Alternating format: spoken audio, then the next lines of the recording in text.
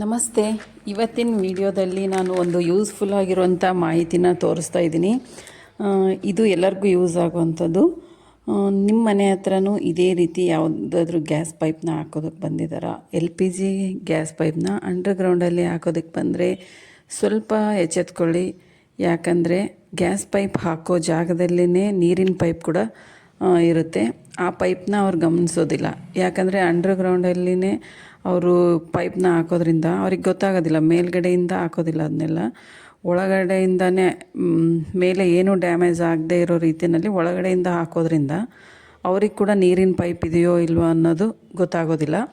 ಅಂಥ ಟೈಮಲ್ಲಿ ಏರಿಯಾದ ಜನರು ಹೊರಗಡೆ ಬಂದು ನೋಡಿ ಅಬ್ಸರ್ವ್ ಮಾಡಿ ಅದಕ್ಕೆ ಸಂಬಂಧಪಟ್ಟವ್ರನ್ನ ಕರೆಸಿಬಿಟ್ಟು ನೀರಿನ ಪೈಪ್ ಇದೆಯೋ ಇಲ್ಲೋ ಅಂತ ಚೆಕ್ ಮಾಡ್ಕೊಳ್ಳಿ. ಯಾಕಂದರೆ ನಮ್ಮ ಏರಿಯಾದಲ್ಲಿ ಕೂಡ ಇದೇ ರೀತಿ ಪ್ರಾಬ್ಲಮ್ ಆಗಿದೆ. 15 ದಿನದಿಂದನೂ ನೀರು ಬಂದಿಲ್ಲ ಅಂತ ಹೇಳ್ತಾ ಇದ್ದಾರೆ.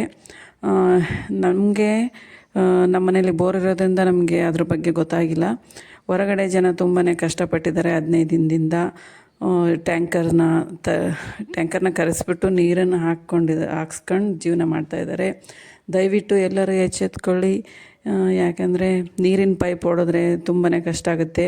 ಅದ್ರ ಬಗ್ಗೆ ಯಾರೂ ತಲೆ ಕೆಡಿಸ್ಕೊಳ್ಳೋದಿಲ್ಲ. ಸಂಬಂಧಪಟ್ಟಿರೋರು ಬೇಗ ಬಂದು ರೆಡಿ ಮಾಡೋದು ಇಲ್ಲ.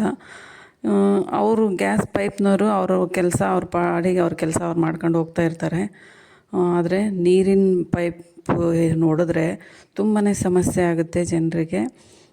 ಇದನ್ನು ಎಲ್ಲರೂ ಕೂಡ ಅಬ್ಸರ್ವ್ ಮಾಡ್ಕೊಳ್ಳಿ, ಎಚ್ಚೆತ್ಕೊಳ್ಳಿ. ಇದನ್ನು ನಿಮ್ಗೆ ಇಷ್ಟ ಆದರೆ ಎಲ್ಲರಿಗೂ ಶೇರ್ ಮಾಡಿ. ಈ ಮಾಹಿತಿ ತುಂಬಾ ಯೂಸ್ಫುಲ್ ಆಗುತ್ತೆ ಎಲ್ಲರಿಗೂ.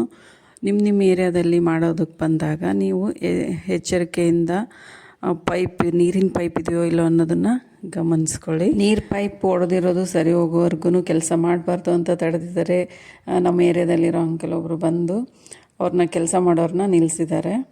ಅದು ಕೂಡ ನ್ಯಾಯ ಅಲ್ವಾ? ಅವರು ನೀರಿಲ್ಲದೆ ಎಷ್ಟೊಂದು ದಿನ ಕಷ್ಟಪಟ್ಟಿದ್ದಾರೆ. ನೀರಿಲ್ಲದೆ ಕಷ್ಟಪಟ್ಟಿರೋರಿಗೆ ಗೊತ್ತು ಈ ಸಮಸ್ಯೆ ಏನು ಅಂತ. ಅದಕ್ಕೆ ಇಂಥ ಸಮಸ್ಯೆನ ಯಾರು ಕೂಡ ಪಡಬಾರ್ದು. ಅದಕ್ಕೆ ನೀವು ಮೊದಲೇ ಎಚ್ಚೆತ್ಕೊಂಡು ಏರಿಯಾದಲ್ಲಿರೋ ಜನ ನೀರಿನ ಪೈಪ್ ಇದೆಯೋ ಇಲ್ಲ ಅನ್ನೋದನ್ನು ಗಮನಿಸಿ ಅಲ್ಲಿ ಸರಿಯಾದ ರೀತಿಯಲ್ಲಿ ಕೆಲಸ ಮಾಡೋದಕ್ಕೆ ಅನುಕೂಲ ಮಾಡಿಕೊಡ್ಬೇಕು ಅಂತ ಹೇಳ್ತಾ ಇದ್ದೀನಿ. ಇದರಿಂದ ಕೆಲಸ ಮಾಡೋ ಟೈಮ್ ಕೂಡ ವೇಸ್ಟ್ ಆಗುತ್ತೆ. ಗೌರ್ಮೆಂಟ್ಗೂ ಲಾಸು, ಇಂಡೈರೆಕ್ಟಾಗಿ ನಮಗೂ ಕೂಡ ಹೊಡೆತ ಬೀಳುತ್ತೆ. ಈ ತಪ್ಪು ಆಗಬಾರ್ದು ಅಂದರೆ ಈ ವಿಡಿಯೋನ ಎಲ್ರಿಗೂ ಶೇರ್ ಮಾಡಿ, ಎಲ್ಲರೂ ಎಚ್ಚೆತ್ತುಕೊಳ್ಳಿ ಅಂತ ಇವತ್ತಿನ ವಿಡಿಯೋನ ಮುಗಿಸ್ತಾ ಇದ್ದೀನಿ. ಥ್ಯಾಂಕ್ ಯು ಈ ವಿಡಿಯೋನ ನೋಡಿದ್ದಕ್ಕೆ.